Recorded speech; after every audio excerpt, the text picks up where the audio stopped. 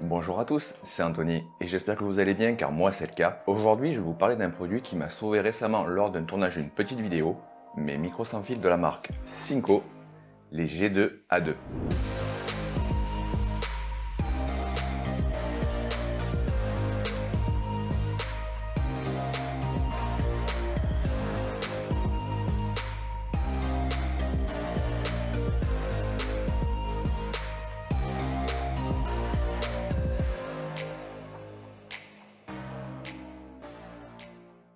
Le son dans une vidéo, c'est important. Je pense qu'on est tous d'accord pour dire qu'on préfère regarder une vidéo avec une image potable mais avec un bon son, qu'à l'inverse avec une qualité vidéo de fou mais avec un son médiocre. À la base, j'enregistre depuis le début de ma chaîne avec un micro de la marque Boya, un micro filaire, ou avec un micro Canon de la marque Rode, le Vidéo Micro.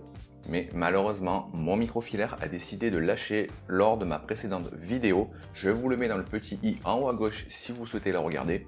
Du coup, je venais de recevoir la veille mes micros sans fil de la marque Synco, c'était le moment de les essayer.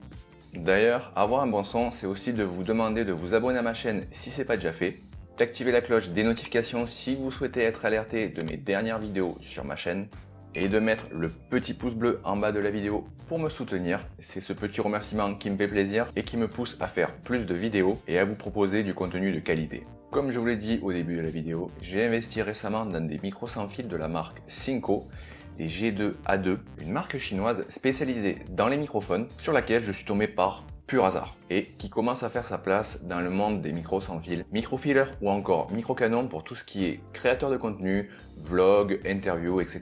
et j'en passe. De base, je comptais prendre une marque que tout le monde connaît, les Rode avec ses Rode Wireless Go 2. Et après pas mal de recherches et de comparaisons avec différentes marques, mon choix s'est tourné au final vers les Synco. Déjà, il faut le dire, pour le prix qui est moins cher que les Rode, on en parlera à la fin du test, mais surtout pour tout le packaging, les accessoires qui sont fournis avec, qui ne sont pas fournis chez Rode. Cette vidéo va être en plusieurs points, je vous mets un timecode dans la description si vous souhaitez aller à une étape ou à une autre. En premier, la marque Synco et tout ce qui se cache dans la boîte. En second, différents tests et comparaisons que j'ai pu faire avec mes micros ou alors même dehors. Et en troisième, la conclusion, on va parler de l'autonomie, du prix, du temps de charge et je vais même vous proposer des alternatives moins chères pour différents budgets. Tous les liens seront en description.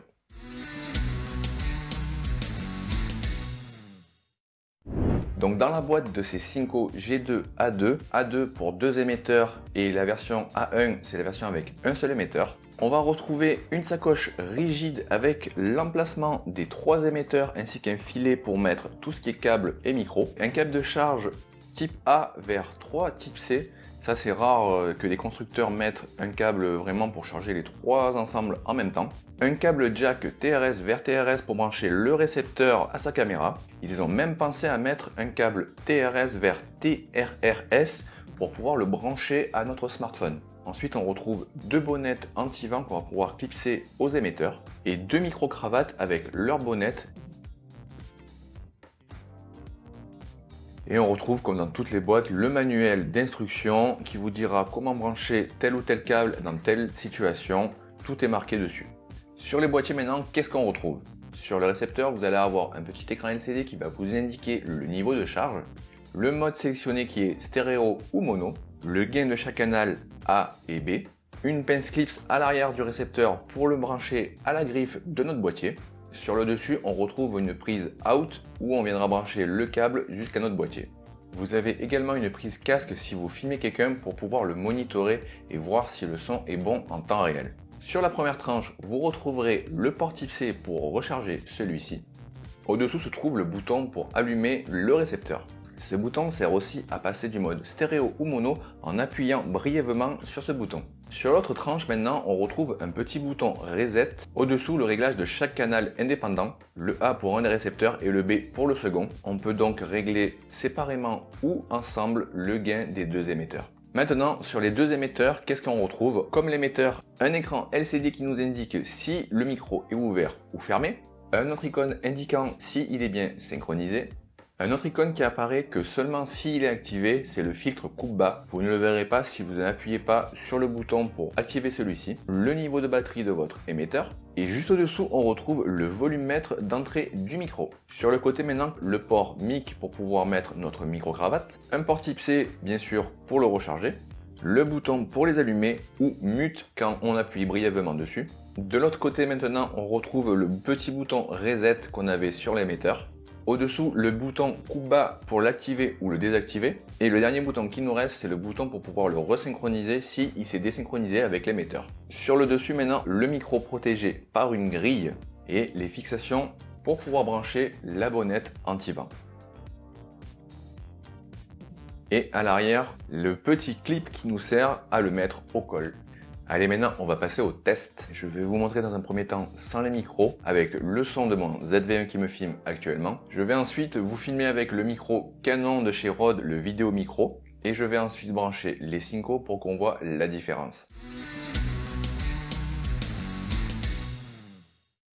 Ceci est le premier test avec juste le test du micro du ZV1. Je ne sais pas si la qualité est au rendez-vous, mais voilà ce que ça donne. Deuxième test maintenant avec le micro de chez Rode, le micro Canon, le Rode Video Mic Pro. Voilà donc le son qu'on a avec un micro Canon. Maintenant, on se retrouve avec le test micro de l'émetteur branché au col seulement. Et maintenant, on se retrouve avec le micro cravate branché à l'émetteur. J'ai activé le coupe-bas, bien sûr, sur les deux. J'ai oublié de vous le dire, que ce soit sans le micro cravate ou avec le micro cravate. Donc on se retrouve dehors. Là, on est sur le son du Sony ZV1. Je voulais juger par vous-même. Il y a une petite brise. Je ne sais pas si ça va s'entendre.